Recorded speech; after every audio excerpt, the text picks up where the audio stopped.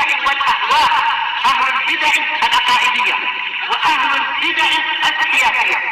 نقول بيننا وبينكم السلف، بيننا وبينكم الكتب، كان فيقول البدع بيننا وبينكم. Bismillahirrahmanirrahim. Alhamdulillahi rabbil alamin. Asyhadu an la ilaha illallah wahdahu la syarikalah wa asyhadu anna Muhammadan abduhu wa rasuluh. Allahumma shalli ala Muhammadin abdika wa rasulik wa ala alihi wa ashabihi ajmain, amma ba'd. Baik, kita masih di muka surat 202. Qala fadilatul Syekh Abdul Aziz Ar-Rajihi hafizahullahu taala, al-halatu salisah man laqiyallaha bidzambi wa lam yatub wa lam yuqam alaihil had. Orang yang menjumpai Allah dengan membawa dosa dalam keadaan dia belum bertaubat dan juga belum ditegakkan had padanya. Wa hiyallati dzakarahal muallifu biqaulihi wa man laqiyahu musirran ghaira taibin minadz-dzunubil lati qad istawjaba bihal uqubah. Inilah yang disebutkan oleh si penulis rahimahullah dengan ucapan beliau, barang siapa menjumpai Allah dalam keadaan masih terus-menerus berbuat dosa dan tidak bertaubat dari dosa-dosa yang mewajibkan dia untuk mendapatkan hukuman, fa amruhu ilallah, maka urusannya diserahkan pada Allah. Insya'a adzabahu wa insya'a ghafaralah. Jika Allah menghendaki, Allah menyiksa dia. Jika Allah menghendaki, Allah mengampuni untuknya. Wa ma'nal ibarah annahu idza laqiyallaha musiran 'ala dzamb wa lam yatub wa lam yuqam 'alaihil had fa hadza tahta masyiatillah. Makna dari ungkapan ini adalah apabila dia menjumpai Allah dalam keadaan dia masih terus-menerus berbuat dosa dan tidak bertaubat dan belum ditegakkan kepadanya had, maka orang ini di bawah kehendak Allah. Insyaallahu ghafaralahu bi taubatihi wa imanihi wa islamih. Jika Allah menghendaki, maka Allah akan mengampuni dia dengan sebab taubat dia. Baik, tentunya kalimat ini kurang tepat karena bila dia bertaubat, sementara tadi pembahasannya adalah menjumpai Allah dalam keadaan belum bertaubat. Jadi lafaz ini mungkin sekedar sebetul lisan, yaitu salah bicara. Jelas yang dibahas adalah dia belum bertaubat. Kalau dia sudah bertaubat, maka dalil-dalil yang ada dan ucapan para ulama tidak mengatakan tahta masyiatillah. Orang yang bertaubat dengan taubat yang benar itu diampuni, bukan tahta masyiah. Yang tahta masyiah adalah yang belum bertaubat. Baik, sementara ini pembahasannya bukan dia masih di dunia, tapi dia berjumpa dengan Allah. Makanya lafaz bi taubatihi ini mungkin sabqul lisan, yang kemudian ditranskrip oleh si penerjemah, oleh si sekretarinya, atau sebekul kolam si sekretarinya yang menambahkan tulisan bitaubatih, dan ini tidak tepat. Tapi Allah mengampuni dia dengan sebab keimanannya dan keislamannya. Nah, itu baru betul, bukan dengan taubat. Wa adkhalahul jannata min awwali wahlah, dan Allah memasukkan dia ke dalam surga pada kali yang pertama tanpa melalui penyucian dulu. Wa insya'a adzabahu biqadri jurmih.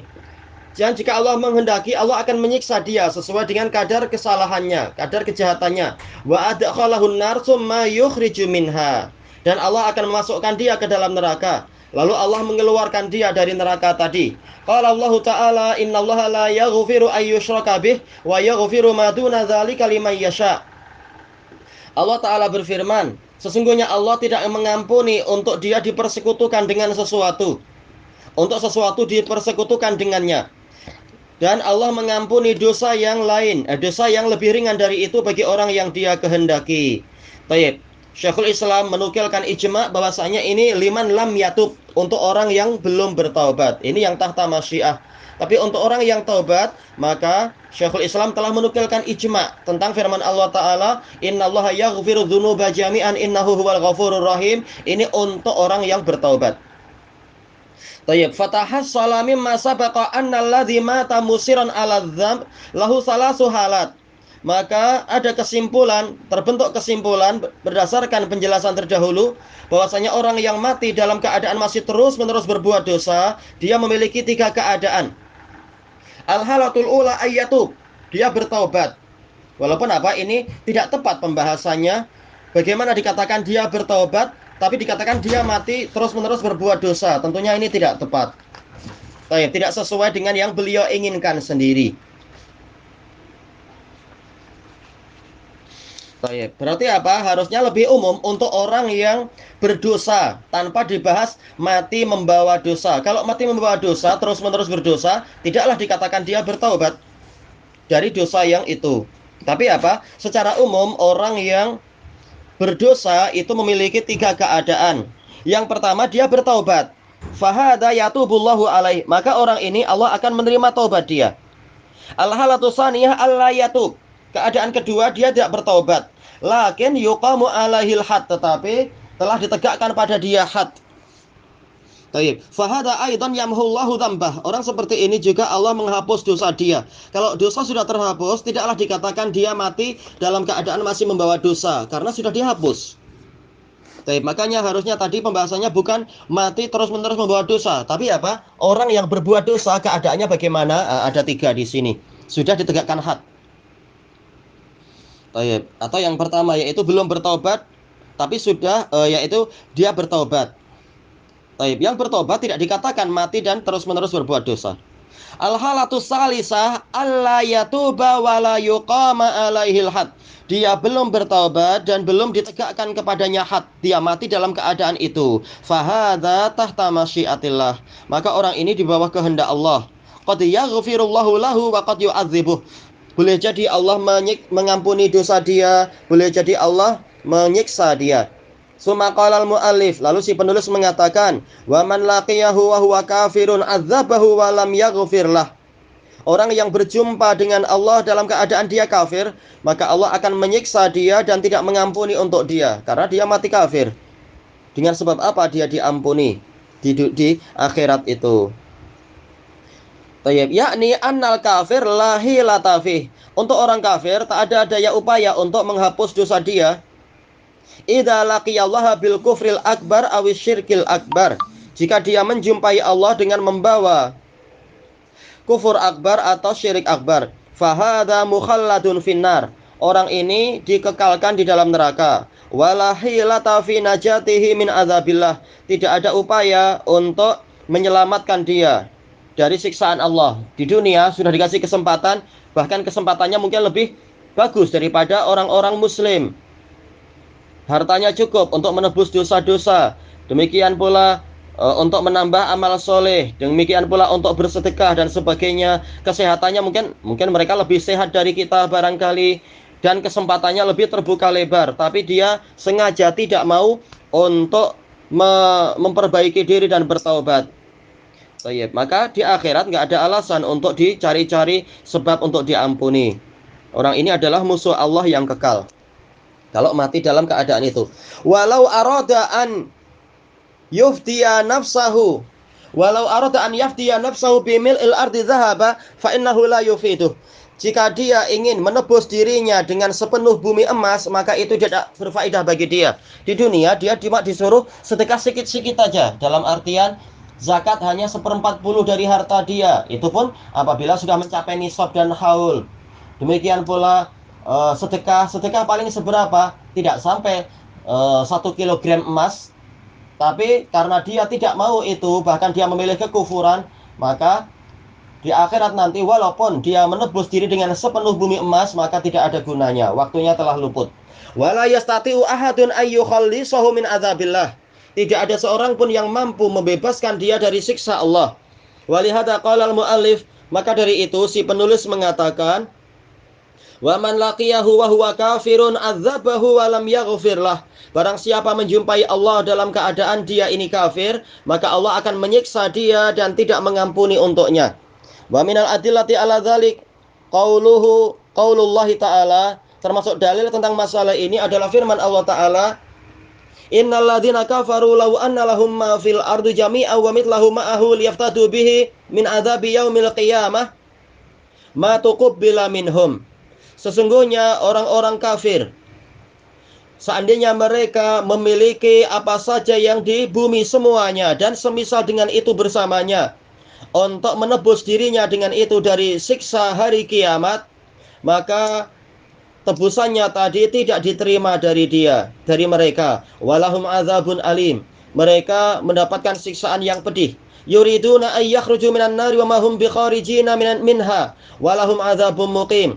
Mereka ingin keluar dari neraka, namun mereka tidak mampu keluar darinya, dan mereka mendapatkan siksaan yang terus-menerus. Na'udzubillah. Wa qauluhu ta'ala, juga dalilnya adalah firman Allah Ta'ala, innal ladzina kafaru wa matu wa hum kufarun falan yuqbala min ahadihim mil'ul ardi dhahaban wa la yuftada bih. Sesungguhnya orang-orang kafir dan mati dalam keadaan mereka itu orang kafir, maka tidak akan diterima dari salah seorang dari mereka sepenuh bumi emas, walaupun mereka menebus dengan itu. Mereka itu akan mendapatkan siksaan yang pedih. Wa ma lahum ulaika lahum adzabun alimun wa ma lahum min nasirin. Mereka akan mendapatkan siksaan yang pedih dan mereka tidak memiliki para penolong. Wa qad waradat adillatun ala anna man laqiyallaha bidzambi wa uqima alaihil had. Telah datang dalil-dalil yang menunjukkan bahwasanya barang siapa menjumpai Allah dengan membawa dosa dan telah ditegakkan had padanya, annahu yumha anhu dzam, maka dosa tadi dihapus dari dia. Berarti apa? Tidak dikatakan bahwasanya dia menjumpai Allah dengan dosa kalau sudah ditegakkan had pada dia. Baik, dosanya sudah dihapus. Wa man laqiyahu wa lam yuqam alaihil had fahuwa tahta masyiatillah. Barang siapa menjumpai Allah dalam keadaan belum ditegakkan padanya had, maka dia di bawah kehendak Allah. Insya'a adzabahu wa insya'a afa'an. Jika Allah menghendaki, Allah menyiksa dia. Jika Allah menghendaki, Allah memaafkan untuknya. Famin hadhil adillah, di antara dalil tentang ini adalah ma rawahu syaikhan Al-Bukhari wa Muslim wa ghairuhuma.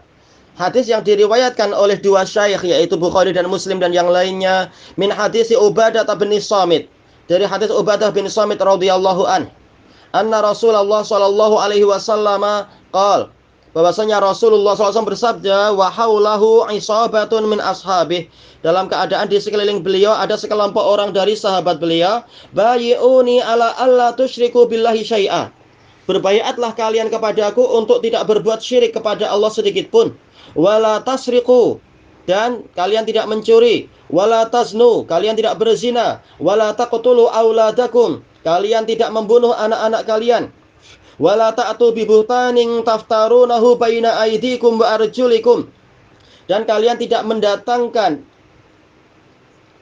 kedustaan yang kalian buat-buat di antara tangan kalian dan kaki kalian, wala ta'su fi ma'ruf, dan kalian tidak durhaka di dalam perkara yang ma'ruf, yaitu kepada waliul amr. Faman wafa minkum fa ajruhu 'ala Allah. Barang siapa dari kalian menunaikan baiat ini, maka pahalanya akan ditanggung oleh Allah. Wa man asaba min dzalika syai'an fa uqiba fid dunya fa huwa kafaratullah. Barang siapa melakukan sedikit saja dosa dari itu, dari dosa tadi, lalu dia dihukum di dunia, maka itu sebagai penghapusan untuk dia. Wa man asaba min dzalika syai'an tsumma satarahullah. Barang siapa melakukan sedikit saja dari dosa yang tadi, kemudian Allah menutupi dosa dia itu, fahuwa ilallah, maka urusannya diserahkan kepada Allah. Insya'a afa anhu wa insya'a adzabah. Jika Allah menghendaki, Allah memaafkan untuknya, dan jika Allah menghendaki, Allah akan menyiksanya. Wa insya'a aqabah. Wa alam, ini tambahan ini. Kenapa jadi ada 3 kemungkinan? Jika Allah menghendaki, Allah menghukumnya. Qal fabayatuhu ala dzalik, lalu aku membaiat beliau atas perkara-perkara ini. Tayyib. Ilahuna wallahu a'lam. Alhamdulillahi rabbil alamin.